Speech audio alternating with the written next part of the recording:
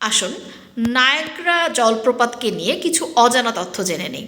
আপনারা হয়তো অনেকেই মনে করেন যে নায়াগ্রা পৃথিবীর সবচেয়ে উঁচু জলপ্রপাত, কিন্তু এই নায়াগ্রা জলপ্রপাতের উচ্চতা মাত্র 51 মিটার, যেটি অ্যাঞ্জেল জলপ্রপাতের তুলনায় অনেক কম।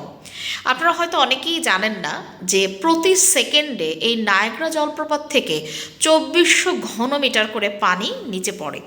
আপনাদের হয়তো অনেকেরই জানা নেই যে এই নায়াগ্রা জলপ্রপাত প্রতি বছর গড়ে 30 সেন্টিমিটার করে পিছনের দিকে পিছিয়ে যায়।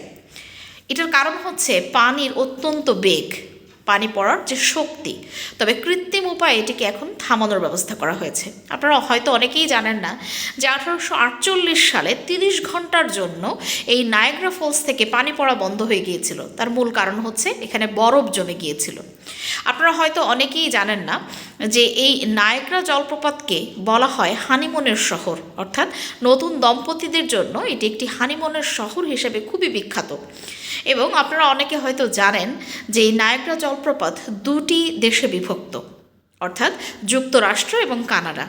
যুক্তরাষ্ট্র এবং কানাডার লাখো লাখো বাড়িতে বিদ্যুৎ সরবরাহ করা হয় এই নায়াগ্রা ফলস থেকে উৎপন্ন বিদ্যুৎ দিয়ে।